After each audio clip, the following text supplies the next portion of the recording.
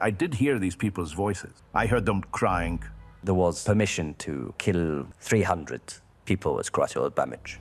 In the first few days of the war, the biggest tasks were creating what's called targets. The creation of targets was a challenge because the Israeli government said it followed international law, in which a strike would be prohibited when the expected incidental loss of civilian life is excessive in relation to the direct military advantage.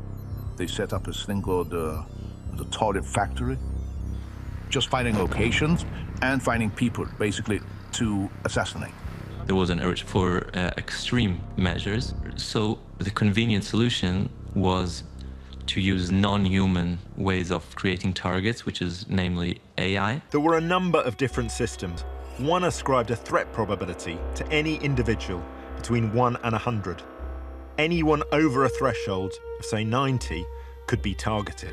At some point, we were using an AI algorithm that gets a data set of people who are approved Hamas members and looks for people with similar attributes in general data sets of the entire Palestinian population.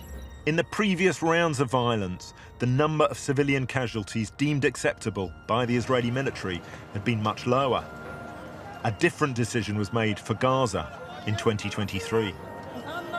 These intelligence analysts accuse Israel of allowing collateral damage of 20 civilians for any approved target. But they go further.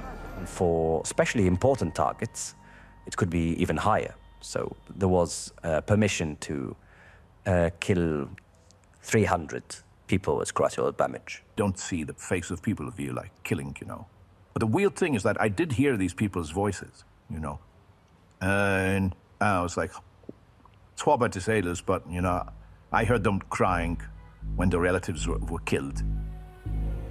I think a lot of what technology gives us is that it blurs the reality for us to be able to not be completely responsible for what's going on.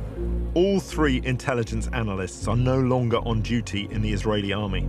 By January 2026, an Israeli official briefed newspapers that they agreed there had been more than 70,000 deaths in strikes in the 2 years of the war. Whilst Israel's strategy was driven by human choices, the technology enabled the onslaught. The Israel Defense Force says the IDF does not use an AI system that identifies terrorist operatives or tries to predict whether a person is a terrorist.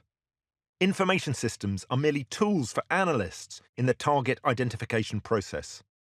The IDF operates in accordance with international law. Each strike undergoes an individualized case-by-case assessment evaluating anticipated military advantage against expected incidental civilian harm. Proportionality decisions are made based on the information available at the time of decision and not in hindsight.